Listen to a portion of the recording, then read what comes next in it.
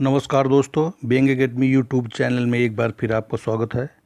हम यहाँ 7th class की साइंस एनसीईआरटी डिस्कस कर रहे हैं और अभी तक हमने इसका पहला चैप्टर डिस्कस कर लिया है और आज इसका दूसरा चैप्टर डिस्कस करेंगे, प्राणियों में पोषण। तो इसके बारे में जानेंगे कि जिसे पहले चैप्टर में हमने पढ़ा था कि पादपों में पोषण कैसे होता है और अब जानेंगे कि प्राणियों में पोषण कैसे होता है। कि कहने का तात्पर्य ये है कि अगर पादपों में पोषण नहीं होगा तो प्राणियों को भोजन कैसे मिलेगा।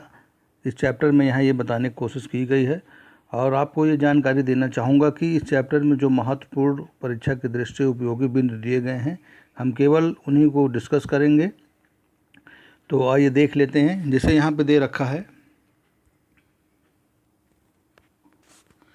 जैसे हमने पिछले अध्याय में ये पढ़ा था, अध्याय 1 में, कि पौधे अपना भोजन कैसे बनाते हैं। पौधे अपना भोजन जो है प्रकाश संश्लेषण द्वारा स्वयं बना सकते हैं, परंतु जो प्राणी जंतु ऐसा नहीं कर सकते हैं। प्राणी क्या करते हैं, अपना भोजन प्रत्यक्ष अथवा परोक्ष रूप से पौधों से प्राप्त करते हैं और कुछ प्राणी सीधे ही पौधों का भक्षण करते हैं, जबकि कई अन्य जो जंतु हैं वो क्या करते हैं कि अन्य जंतुओं को अपना आहार बनाते हैं जो पौधे खाते हैं। कुछ जंतु पौधों एवं जंतु दोनों को खाते हैं, जैसे कि शाकाहारी हो गए, मांसाहारी और सर्वाहारी। अब क्या होता है कि मानव सहित सभी जीवों को वृद्धि करने के लिए, शरीर को स्वस्थ रखने के लिए एवं गतिशील बनाए रखने के लिए खाद्य पदार्थों की आवश्यकता होती है। और क्या होता है कि प्राणियों के पोषण में पोषक तत्वों की आवश्यकता आहार के अंतर्ग्रहण, मतलब कि भोजन ग्रहण करने की विधि और शरीर में इसके उपयोग की विधि सन्निहित सम्मिलित है।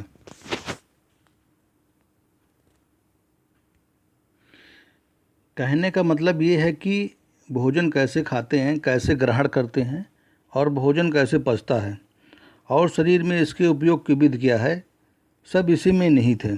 जैसे यहाँ बताया गया है, यहाँ पे ये जो बिंदु दिए गए हैं महत्वपूर्ण बिंदु, जैसे यहाँ पे देखेंगे कि बताया गया कि प्राणियों के पोषण में पोषक तत्वों की आवश्यकता, भोजन ग्रहण करने की विधि और इसके शरीर के उपयोग की विधि सन्निहित, मतलब इसमें सम्मिलित होती है। जैसे मान लिया कि इनमें पाचन कैसे होता है, तो अब आइए जान लेते हैं कि पाचन कैसे होता है। जैसे कार्बोहाइड्रेट के कुछ संगठक जटिल पदार्थ हैं। अनेक जंतु इन जटिल पदार्थों का उपयोग सीधे इसी रूप में नहीं कर सकते हैं, अतः उन्हें सरल पदार्थों में बदलना आवश्यक है। और जैसे जटिल खाद्य पदार्थों का सरल पदार्थों में परिवर्तित होना या टूटना विखंडन कहलाता है तथा इसी प्रक्रम को पाचन कहते हैं। जैसे यहाँ पे ये कुछ चित्र दर्शाए गए हुए हैं, ध्यान से देखिए। यहाँ पे कुछ चित्र दर्शाए गए हुए हैं। इसमें क्या है, एक तरफ जटिल पदार्थ लिखा हुआ है पर एक तरफ सरल पदार्थ लिखा हुआ है। यहाँ पे इसमें ये सरल पदार्थ है और ये जटिल पदार्थ है। तो ये क्या करते हैं, जटिल पदार्थ से सरल पदार्थ में परिवर्तित करते हैं, यानी विखंडित कर देते हैं। इसी प्रक्रम को पाचन कहते हैं। देखिए यहाँ ये प्लस प्लस के निशान बने हुए हैं, तो इसी को पाचन कहेंगे। अब आगे देख लेते हैं कि खाद्य अंतर्ग्रहण करने की विभिन्न विधियां कौन कौन सी हैं, अब उनके बारे में जानेंगे। जैसे इसमें बताया गया कि भोजन के अंतर्ग्रहण की विधि विभिन्न जीवों में भिन्न भिन्न होती है। मधुमक्खी एवं मरमर पक्षी, जिसको हम हमिंग बर्ड बोलते हैं, पौधों का मकरंद चूसते हैं। मकरंद मतलब कि शहद जो होता है उसको कहते हैं। और मानव एवं कुछ अन्य जंतुओं में शिशु माँ का दूध पीते हैं। और अजगर जैसे सर्प वंश के प्राणी अपने शिकार को समूचा ही निगल जाते हैं। कुछ जलीय प्राणी अपने आसपास पानी में तैरते हैं एवं खाद्य कणों को छानकर उनका भक्षण करते हैं। यहाँ ये सब बताया गया है, ये देखिए। और आगे आगे देखते हैं।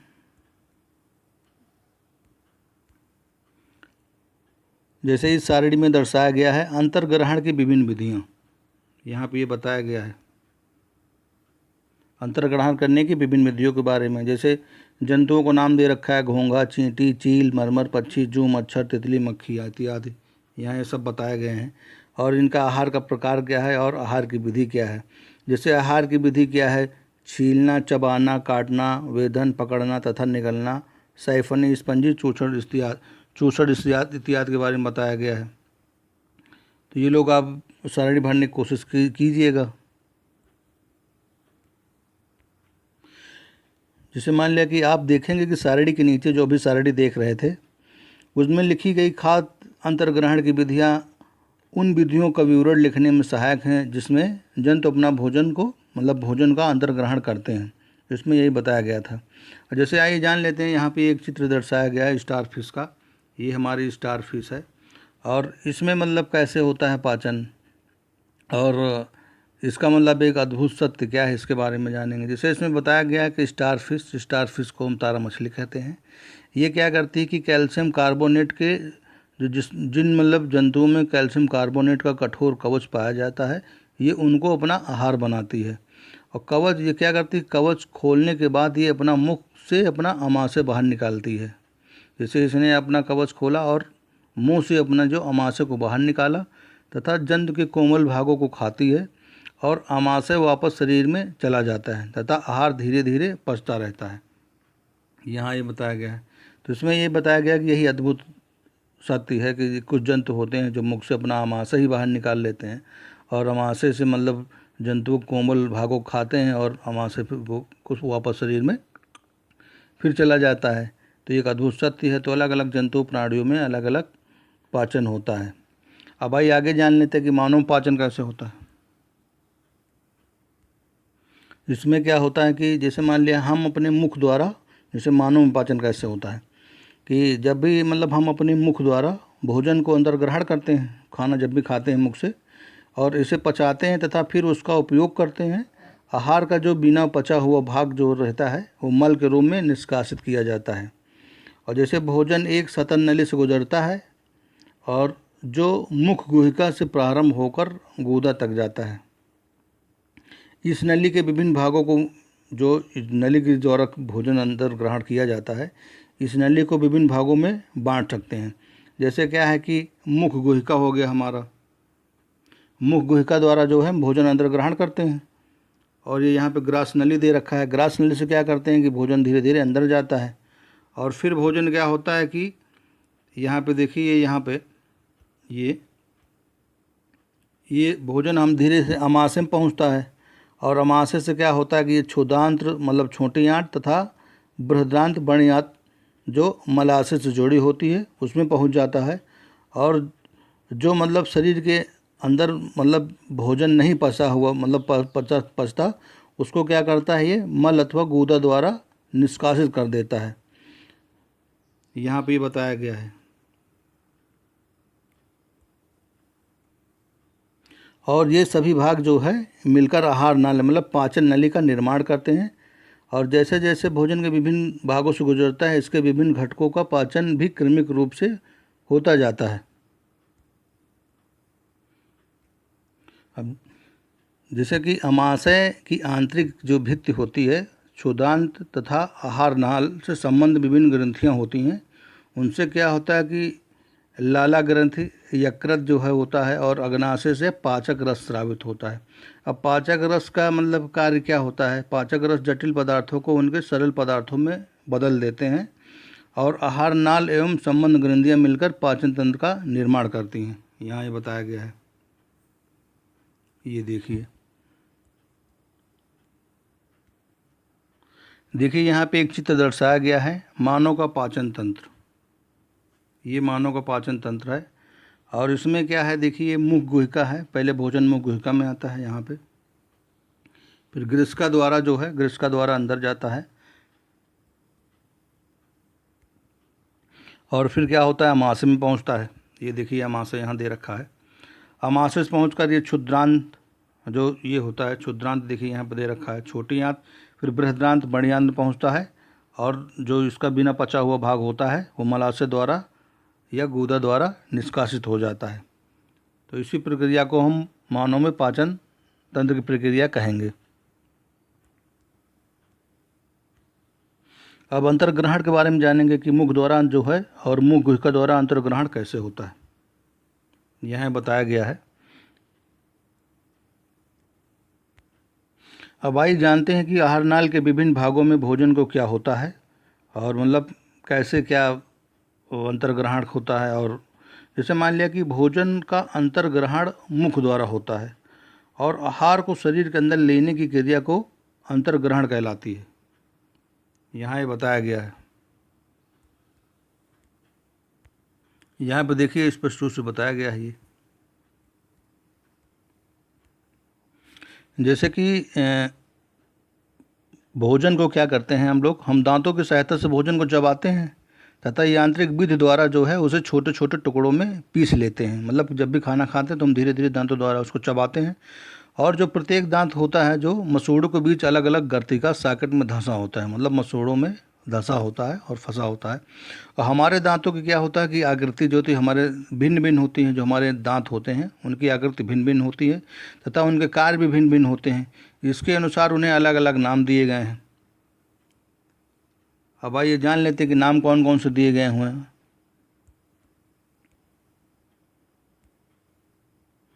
अब जैसे इस चित्र में दर्शाया गया हुआ है, जैसे इस चित्र में दर्शाया गया हुआ कि जैसे मान लिया कि दांत कितने प्रकार के होते हैं। दांत दो हैं, चार प्रकार के होते हैं। चवर्णक, अग्रचवर्णक, रदनक, कृंतक। अब जैसे हमारे यह जो ऊपर दे रखा है ये वाला भाग जो है ये चवर्णक है। ये इसका चबाने ये इसका कार्य क्या है, ये चबाने का कार्य करता है। और ये जो तीन दांत यहाँ पे दे रखे हैं यहाँ पे ये चवर्णक है, ये चबाने का कार्य करते हैं। अब जान लें कि ये अग्र चवर्णक क्या है, ये भी हल्का फुल्का जो है चबाने का काम करते हैं।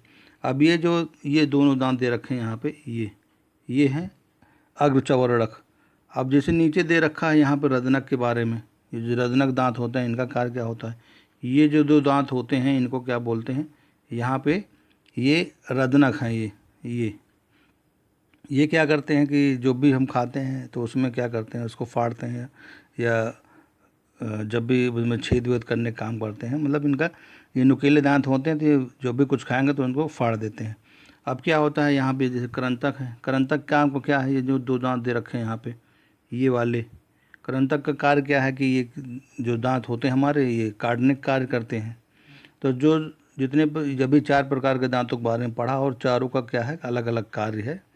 और जैसे क्या होता है कि जैसे इसमें नीचे जो जितने भी दांत पाए जाते हैं, जैसे इसमें तीन हो गए, दो हो गए, फिर दो हो गए, फिर दो हो गए, फिर दो, तो इसमें कुल मिलाकर जैसे 16 दांत नीचे हो गए। और इसी तरह की जबड़ा ऊपर भी होता है और दोनों मिला के हमारे 32 दांत हो गए। यहाँ ये बताया गया है।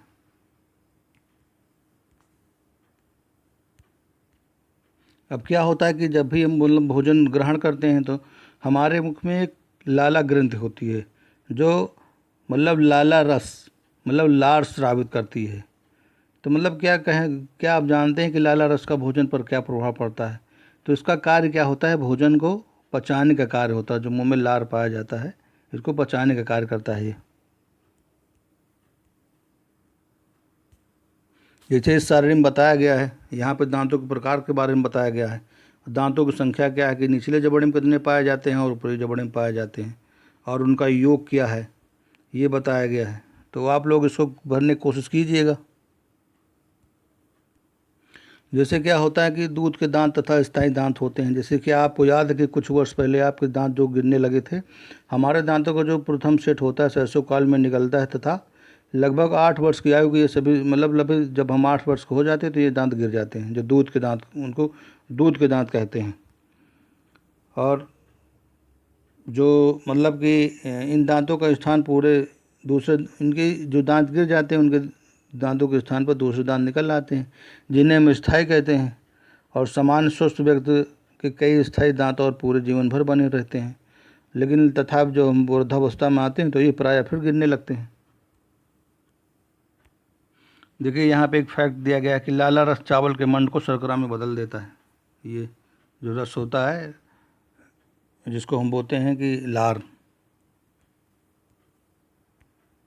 जैसे यहाँ बताया गया कि जैसे मिठाइयाँ खाते हैं या और भी कुछ खाते हैं तो हमारे दंत क्षय कैसे होते हैं, मतलब दांत कैसे खराब होते हैं। तो इसमें क्या होता है कि हमारे मुख में कुछ जीवाणु पाए जाते हैं परंतु हमें कोई हानि नहीं होती उनसे। फिर भी खाने के पश्चात यदि हम दांत दांत एवं साफ, जैसे मतलब जब भी भोजन करते हैं अगर अब दांत साफ ना करें तो मुख में जो है अनेक प्रकार के जीवाणु वास करके वृद्धि करने लगते हैं। और ये जीवाणु क्या करते हैं, दांतों के बीच में फंसे जो भोजन को शर्करा का विघटन कर अम्ल निर्मोजित करते हैं। जो दांतों में हमारे जो भोजन के कण फंस जाते हैं तो उनमें क्या करते हैं कि ये जो है विघटन करके एक जो है अम्ल उनसे निकालते हैं, ये निर्मोजित करते हैं। तो इसमें जो है कि अम्ल धीरे धीरे दांत को क्षत पहुंचाते हैं और इसे क्या करते हैं, दंत क्षय कहते हैं। इससे हमारे दांत खराब हो जाते हैं। यदि समय रहते इनका उपचार न किया जाए तो दांतों में असहाय पीड़ा होने लगती है, जब हमारे दांत दर्द होने लगते हैं। और एक अवस्था ऐसी आ जाती है कि दांत जो है टूट के गिर जाते हैं। जैसे क्या होता है कि चॉकलेट, ठंडे पेय तथा चीनी युक्त मिठाइयाँ व अन्य पदार्थ दंत क्षय के लिए मुख्य उत्तरदायी होते हैं। यहाँ पे देखिए ये सब दिया गया है, तो इसको एक बार आप लोग पढ़िएगा। अब देखिए इस चित्र में दर्शाया गया है कि दंत क्षय कैसे होता है। जैसे इसमें ये चित्र में दर्शाया गया, पहले में देखिए कि धीरे धीरे जो है हमारा दांत यहाँ से यहाँ से मतलब ख़राब हो रहा है, फिर धीरे धीरे गैप हो रहा, कुछ ज़्यादा गैप हो गया, फिर देखिए यहाँ पे जो है इस भाग में खोखला हो गया, ये खोखला हो गया, दांत गिर गया, मतलब ख़राब हो गया। तो हमको क्या करना चाहिए कि प्रत्येक दिन कम से कम 2 बार ब्रश अथवा दातून ज़रूर करनी चाहिए। और जब भी हम कुछ खाते हैं तो कुल्ला कर लेना चाहिए और मुख के अंदर जो है गंदी मतलब अंदर जो है गंदी अंगुली अथवा बिना धुली हुई वस्तु को नहीं डालनी चाहिए। अब हम क्या करेंगे कि जो है आइए जीभ के बारे में जान लेते हैं। जैसे हमारे जीभ में क्या है, अनेक स्वाद ग्रंथियाँ होती हैं। जीभ एक मांसल पेशी अंग है जो पीछे की ओर मुख गुहिका के अधर तल से जुड़ी होती है। जो इसका अग्रभाग स्वतंत्र होता है और किसी भी दिशा में मतलब जीभ को हम मोड़ सकते हैं। जैसे मतलब जीभ के कार्य क्या हो सकते हैं, जैसे और मतलब जीभ का कार्य क्या होता है, हम बोलने के लिए जीभ का उपयोग करते हैं। इसके अतिरिक्त जो मतलब भोजन में लार पाया जाता है और लार के द्वारा जो है भोजन हम ग्रहण करते हैं या अंतर्ग्रहण करते हैं। इसके अतिरिक्त जो है भोजन को मिलाने का कार्य करती है तथा निगलने में भी सहायता करती है। जीभ द्वारा हमें स्वाद का पता चलता है और जीभ पर स्वाद कलिकाएँ होती हैं। देखिए यहाँ एक चित्र दे रखा है, यहाँ पे जो है बताया गया है कि जीभ पर स्वाद के विभिन्न क्षेत्र यहाँ बताया गया है। अब क्या होता है कि यहाँ पे हम देखेंगे ये हमारा जीभ का चित्र है और यहाँ पे देखिए जो ये थोड़े स्पॉट पड़े हैं और ये धब्बे अलग अलग ये हैं, ये सब क्या है, हमारे जीभ में स्वाद ग्रंथियाँ पाई जाती हैं। जब भी हम भोजन ग्रहण करते हैं तो इन स्वाद ग्रंथियों के द्वारा हमें भोजन का स्वाद पता चलता है, मीठा है, खट्टा है, कड़वा है। तो इससे इसके बारे में जानकारी हमें प्राप्त होती है। क्योंकि क्या होता है जीभ पर स्वाद कलिकाएँ होती हैं, जो अभी बता रहे थे ये चित्र दर्शाए गए हैं यहाँ पे, ये स्वाद कलिकाएँ हैं जिनकी सहायता से हमें विभिन्न प्रकार का स्वाद का पता चलता है। इनका ये प्रमुख कार्य होता है।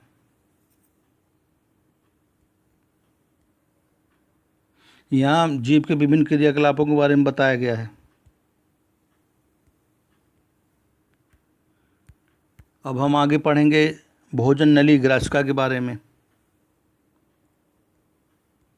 जैसे इसमें बताया गया है भोजन नली ग्रासिका के बारे में कि निगला हुआ भोजन, यहाँ पर जैसे देखिए यहाँ पे बताया गया है ये निगला हुआ भोजन, यहाँ पे मतलब निगला हुआ ग्रास नली, यहाँ भोजन होना चाहिए। यहाँ पे बताया निगला हुआ ग्रास नली, यहाँ निगला हुआ भोजन होना चाहिए, ये भोजन होना चाहिए।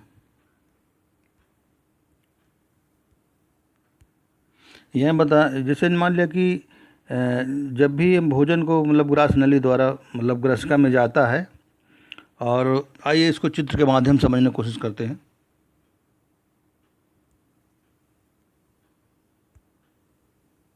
यहाँ हमारा ये चित्र दिखाई दे रखा है, यहाँ पे देखिए ये ग्रासिका में भोजन की गति मतलब भोजन कैसे आता है, यहाँ पे इस चित्र में बताया गया है। आइए जान लेते हैं। मान लिया कि ग्रासिका गले एवं वक्ष से होती हुई जाती है।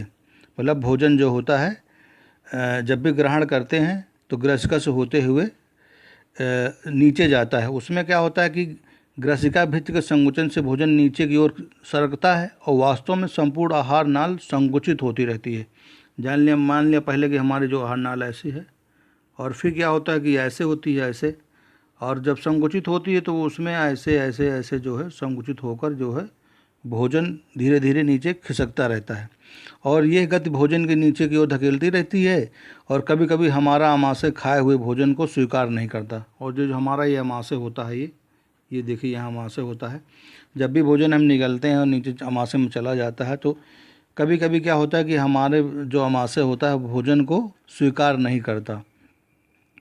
फिर क्या होता है कि फलस्वरूप वमन द्वारा उसे बाहर निकाल दिया जाता है, मतलब कि वॉमिटिंग हो जाती है। जब वॉमिटिंग हो जाए कि जो भोजन होता है जो आमाशय स्वीकार नहीं करता है तो वो बाहर वॉमिटिंग के द्वारा निकल जाता है। और जैसे मान लिया कि आप याद कीजिए कि ऐसी घटना यदि आपके साथ घटी हो और कभी मतलब भोजन ग्रहण किया और उसके बाद आपने वॉमिटिंग कर दिया हो, तो इसके कारण में आप सोचिए कि मतलब क्या ऐसा हुआ था कि मुझे वॉमिटिंग हो गई है। अब आइए अमाशय के बारे में जान लेते हैं। अब अमाशय के बारे में जानेंगे।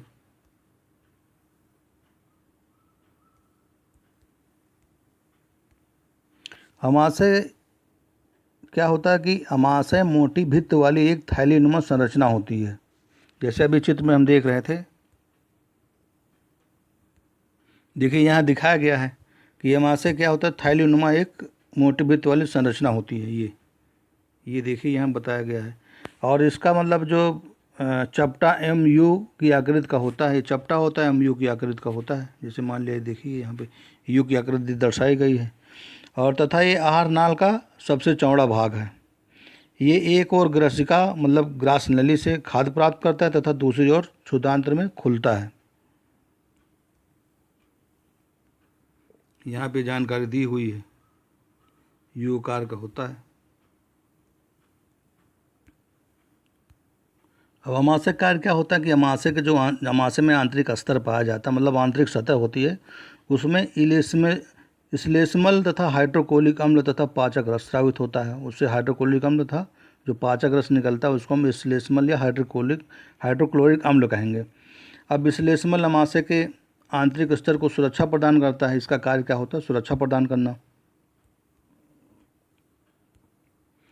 और अम्ल अनेक ऐसे जीवाणुओं को नष्ट करता है जो भोजन के साथ वहाँ तक पहुँच जाते हैं, मतलब भोजन के द्वारा जो जीवाणु अमाशय तक आते हैं, तो ये जो अमाशय में हाइड्रोक्लोरिक अम्ल पाया जाता है उसको क्या करता है, वो जीवाणुओं को नष्ट करता है जो भोजन के साथ वहाँ तक पहुँच जाते हैं। साथ ही माध्यम को अम्लीय बनाता है, और जिससे पाचक रसों को क्रिया करने में सहायता मिलती है। और पाचक रस, जिसे हम जठर रस भी कहते हैं, प्रोटीन को सरल पदार्थों में विघटित कर देता है। ये यहाँ बताया गया है।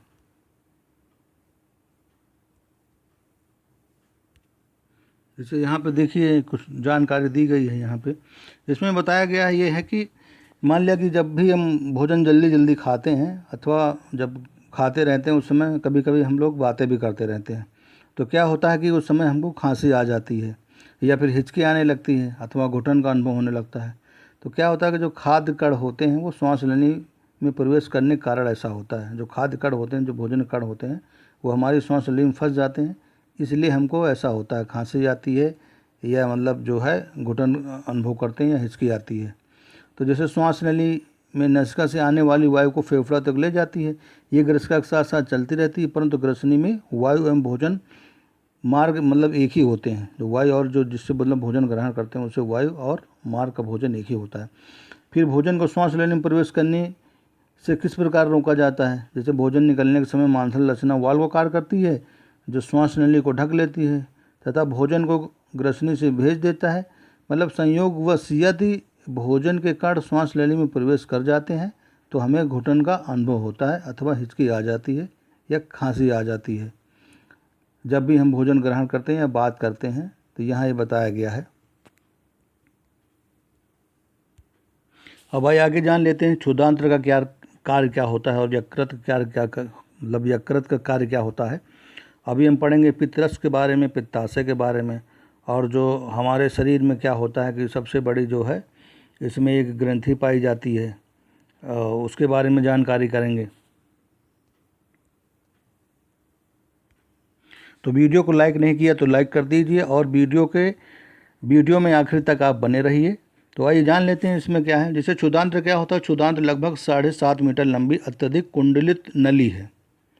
ये यकृत एवं अग्नाशय से स्राव प्राप्त करती है तथा इसके अतिरिक्त इसके भित्त से भी कुछ रस स्रावित होते हैं।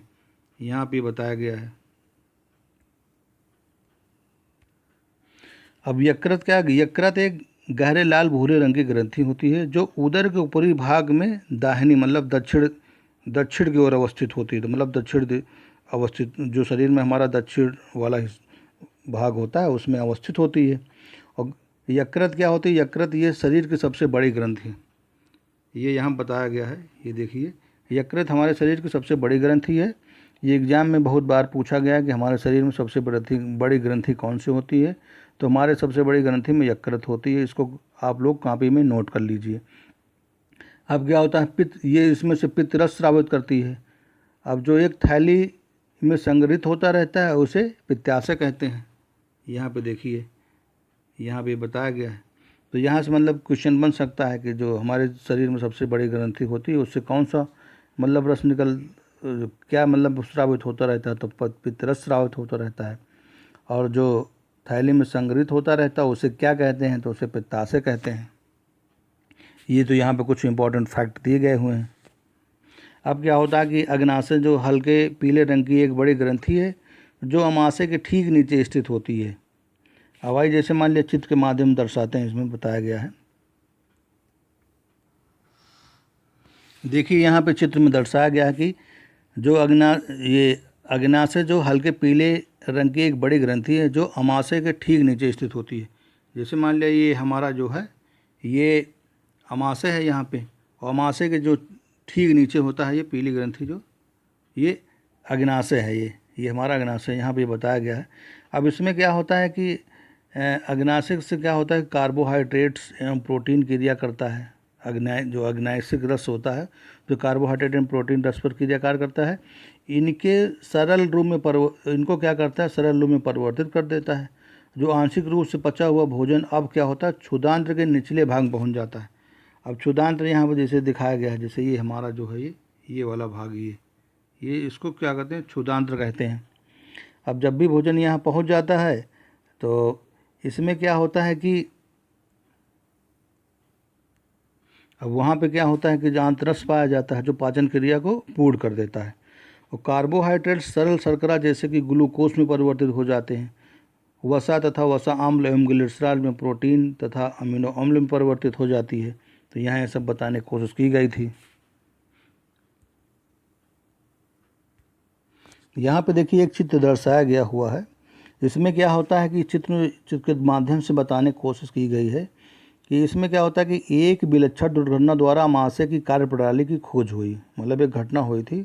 उस घटना के द्वारा जो अमाशय की कार्यप्रणाली होती है मतलब अमाशय हमारा कैसे कार्य करता है उसकी खोज हुई थी। जैसे सन 1882 में यहाँ पे देखिए सन 1882 में एलेक्सिस सेंट मार्टिन नामक एक व्यक्ति को गोली लगने के कारण बुरी तरह से वो घायल हो गया। गोली से वक्ष क्षतग्रस्त हो गया तथा अमाशय में एक छिद्र हो गया। ये देखिए यहाँ ये जो अमाशय इसका पाया जाता है यहाँ है ये चित्र में दर्शाया गया। यहाँ पे देखिए ये जो हल्का सा है ये छिद्र हो गया है। अब क्या होता है कि उसे विलियम ब्यूमंट नामक अमेरिकी सैनिक चिकित्सक के पास ले गया। जो डॉक्टर साहब थे उनका नाम विलियम ब्यूमंट नामक अमेरिकी सैनिक चिकित्सक थे। और चिकित्सक ने उनकी जान तो बचा ली परंतु वो अमाशय का छिद्र भली भांति बंद न कर सके। ये जो छिद्र है इसको पूरी तरह से वो बंद नहीं कर पाए। अब क्या होता है कि उस छिद्र को क्या होता है पट्टी से मतलब बांध देते हैं ढक देते हैं। तो जो डॉक्टर साहब होते हैं ब्यूमंट साहब वो क्या करते हैं कि छिद्र में से अमाशय के अंदर झांकने का उनको दुर्लभ अवसर प्राप्त हुआ। तो वो जो छिद्र था उसके अंदर वो उन्होंने मतलब देखा तो उसमें उनको कुछ रोचक उसके द्वारा मतलब उन्हें रोचक प्रेक्षण किए। तो ब्यूमंट ने ये देखा कि अमाशय भोजन का मंथन कर रहा है। मतलब अमाशय के अंदर जो भोजन है वो मंथन कर रहा था और इसकी भित्त से एक तरल स्रावित हो रहा था। मतलब एक तरल पदार्थ निकल रहा था। और वो क्या उसका जो भोजन तरल पदार्थ निकल रहा था उससे क्या होता था कि भोजन पच सकता था। उसने ये भी देखा कि आमाशय क्षुधांत्र में तभी खुलता है जब आमाशय में भोजन का पाचन पूरा हो जाता है। मतलब जब आमाशय में पाचन क्रिया पूरी हो जाती है तभी क्षुधांत्र में ये खुलता है। तो इस चित्र के माध्यम से यहाँ जानकारी देने की कोशिश की गई थी। अब भाई जान लेते हैं कि क्षुधांत्र में अवशोषण कैसे होता है। अब जैसे क्या होता है इसमें कि पचा हुआ भोजन अवशोषित होकर क्षुधांत्र के भित्त में स्थित रुधिर वाहिकाओं में चला जाता है। इस प्रक्रम को अवशोषण कहते हैं, यहाँ बताया गया है। अब क्या होता है कि क्षुधांत्र की जो आंतरिक भित्त होती है, मतलब वो क्या है, अंगुली के समान उभरी हुई, उसमें कुछ संरचनाएं पाई जाती हैं जिन्हें दीर्घरोम अथवा रसांकुर कहते हैं यहाँ पे। और क्या आप अनुमान लगा सकते हैं कि दीर्घरोम की आंत्र में क्या भूमिका है? इसका मतलब क्या भूमिका, कार्य क्या है? अब दीर्घरोम में क्या होता है कि पचे हुए भोजन का अवशोषण हो तल क्षेत्र बढ़ा देते हैं और प्रत्येक दीर्घरोम में सूक्ष्म रुधिर वाहिकाओं का जाल फैला होता है। दीर्घरोम की सतह से पचे हुए भोजन का अवशोषण होता है तथा ये रुधिर वाहिकाओं में चला जाता है और अवशोषित पदार्थों का स्थानांतरण रुधिर वाहिकाओं द्वारा शरीर के विभिन्न भागों तक होता तथा जिनका उपयोग जटिल पदार्थों को बनाने में किया जाता है। अब इस प्रक्रम को क्या कहते हैं? इस प्रक्रम को जो चल रही है इसको क्या कहते हैं? स्वांगीकरण। इसको क्या बोलेंगे? स्वांगीकरण बोलेंगे। अब कोशिकाओं में उपस्थित ग्लूकोज का विघटन ऑक्सीजन की सहायता से कार्बन डाइऑक्साइड एवं जल में हो जाता है और उससे क्या होती है कि ऊर्जा मुक्त हो जाती है। भोजन का वो भाग जिसका पाचन नहीं हो पाता अथवा अवशोषण नहीं हो पाता वो बृहदान्त्र में भेज दिया जाता है। अब जानेंगे कि अब बृहदान्त्र का कार्य क्या है। यहाँ पर जो बृहदान्त्र के बारे में बताया गया है, आइए उसको देख लेते हैं। अब इसका कार्य क्या होता है कि जो बृहदान्त्र क्या होता है कि क्षुद्रांत्र की अपेक्षा चौड़ी एवं छोटी होती है। ये लगभग मतलब 1.5 मीटर लंबी होती है और इसका मुख्य कार्य क्या होता है कि जल एवं कुछ लवणों को अवशोषण करना होता है, इसका ये कार्य होता है।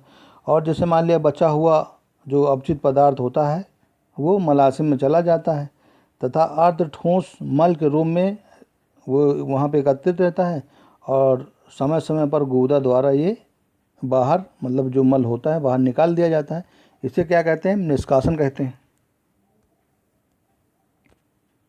इसको क्या बोलेंगे? निष्कासन कहते हैं।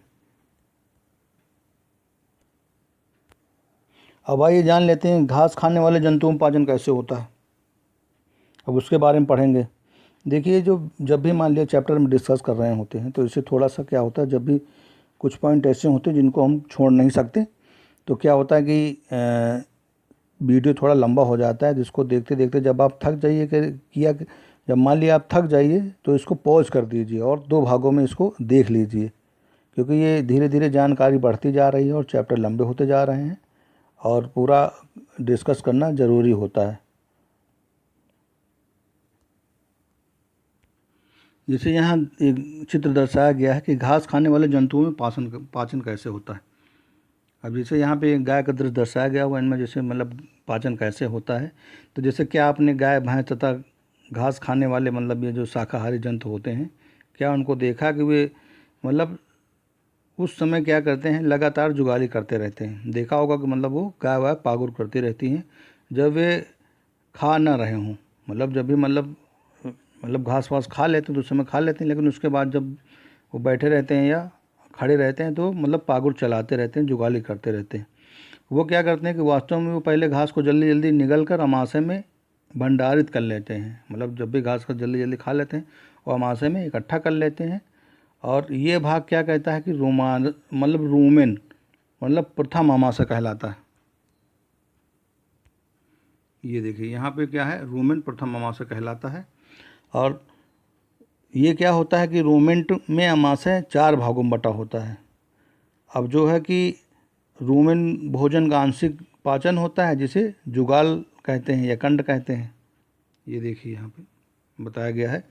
और परंतु बाद में जंतु इसके छोटे पिंडकों के रूप में पुनः मुख में लाता है तथा जिसे वो चबाता रहता है। इस प्रक्रम को रोमंथन कहते हैं।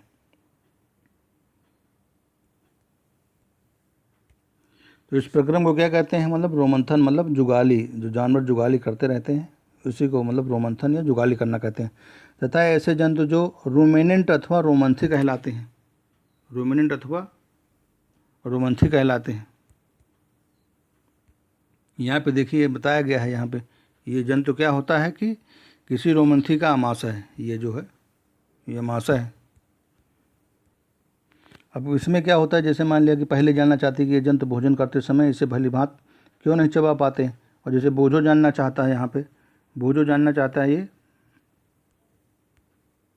यहाँ पे बोझो जानना चाहता है कि मनुष्य मवेशियों की तरह सेल्यूलोज क्यों नहीं पचा सकता। तो यहाँ सेल्यूलोज के बारे में बताया गया कि घास में सेल्यूलोज की प्रचुरता होती है, जो एक प्रकार का कार्बोहाइड्रेट है। ये बहुत से जंतु एवं मानव सेल्यूलोज का पाचन नहीं कर पाते। ये देखिए यहाँ पे बताया गया है। अब क्या होता है कि जो रूमिनेंट्स में जो है, मतलब जो जानवर रूमिनेंट्स होते हैं, उनमें क्या होता है, क्षुदांत एवं बृहदांत के बीच एक थैलीनुमा संरचना होती है जिसे अंधनाल कहते हैं। आइए चित्र के द्वारा समझते हैं इसको। यहाँ बताने की कोशिश की गई है, देखिए यहाँ पे ये क्षुदांत है और आपका ये जो है ये बृहदांत है। इसमें क्या होता है कि बीच में एक थैलीनुमा बड़ी संरचना होती है, यहाँ पे देखिए यहाँ पे, अब जिसे अंधनाल कहते हैं। अब भोजन के सेल्यूलोज का पाचन यहाँ पर कुछ जीवाणुओं द्वारा किया जाता है जो मनुष्य के आहार नाल में उपस्थित होते हैं। जैसे अब तक क्या है कि आप उन जंतुओं के विषय में बारे में पढ़ा है जो पाचन तंत्र, जिनमें पाचन तंत्र पाया जाता है, परंतु ऐसे बहुत से सूक्ष्म प्राणी जिनमें तो मुख होता है और ना ही पाचन तंत्र होता है, फिर वे किस प्रकार भोजन का अंतर ग्रहण करते हैं, अब आइए उनके बारे में जान लेते हैं। ये यहाँ बताया गया कि अमीबा में संवरण एवं पाचन कैसे होता है। अमीबा जलाशु में पाया जाने वाला एक कोशिकीय जीव है, ये देखिए यहाँ बताया गया है। अब क्या होता है कि ये जैसे परीक्षा में पूछ लिया जाता है कि अमीबा मतलब कैसा जंतु है, तो ये एक कोशिकीय जीव है। ये इंपॉर्टेंट फैक्ट है, इसको नोट कर लीजिए। अमीबा कोशिका में एक कोशिका झिल्ली होती है। अब क्या होता है कि एक गोल सघन केंद्र एवं कोशिका त्रय में बुलबुले समान अनेक धानियाँ होती हैं। यहाँ देखिए चित्र में दिखाया गया है, ये सारी ये गोल गोल जो हैं ये धानियाँ पाई जाती हैं।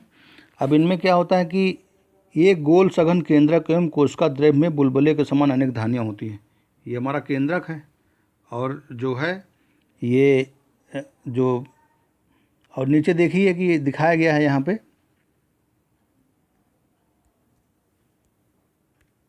अब क्या होता है कि अमीबा जो है निरंतर अपनी आकृति एवं स्थिति बदलता रहता है।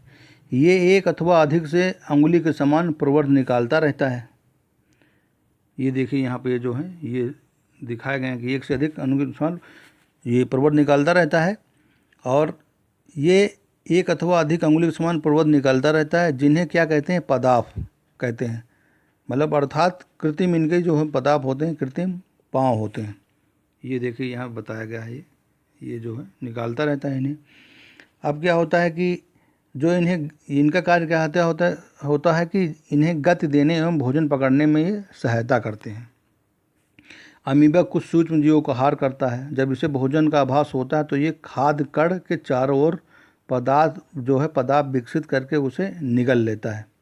ये देखिए यहाँ खाद्य कण बताया गया है, और वो खाद्य पदार्थ उसकी खाद्य धानी में फंस जाते हैं। यहाँ इस चित्र के माध्यम दर्शाया गया है, देखिए यहाँ पे ये, और जब फंस जाते हैं तो उसको निगल लेता है। अब खाद्य दानी में पाचक रस स्रावित होते रहते हैं और ये खाद्य पदार्थ पर क्रिया करके उन्हें सरल पदार्थों में बदल देते हैं। अब क्या होता है कि पचा हुआ खाद्य पदार्थ जो है धीरे धीरे अवशोषित हो जाता है, और अवशोषित पदार्थ जो है कि अमीबा की वृद्धि, रखरखाव एवं गुणन के लिए उपयोग किए जाते हैं। अब बिना हुआ पचा अपशिष्ट खाद्य धानी द्वारा बाहर निकाल दिया जाता है। यहाँ ये बताया गया है, देखिए यहाँ पर दर्शाया गया है, इसके पदार्थ के बारे में, खाद्य धानी के बारे में बताया गया है। अब क्या होता है कि भोजन के पाचन का आधारभूत प्रक्रम सभी प्राणियों में समान है, जिसमें खाद्य पदार्थ सरल पदार्थों में परिवर्तित किए जाते हैं और उनसे ऊर्जा मुक्त होती है। यहाँ चैप्टर के कुछ जो है प्रमुख शब्दावलियाँ दी गई हैं, जो इस चैप्टर में हम लगभग डिस्कस कर चुके हैं। तो आप इन जो शब्दावलियाँ ये सारी दी गई हैं, इनको अपने शब्दों में डिफाइन करने की कोशिश कीजिएगा। ये हमारा चैप्टर का सारांश है, यहाँ पे देख लीजिए। ये जो सारांश में दिया गया है, लगभग हम चैप्टर में सब कुछ डिस्कस कर चुके हैं। ये देखिए यहाँ पे जो भी बताए हैं सब कुछ डिस्कस है, लेकिन एक आपका कार्य क्या है, इसको जो है कॉपी में नोट कर लेना है और इसको ध्यान से पढ़ लेना है। ये देखिए यहाँ पे बताया गया है। और आज का चैप्टर यहीं समाप्त होता है। तो वीडियो देखने के लिए बहुत बहुत धन्यवाद।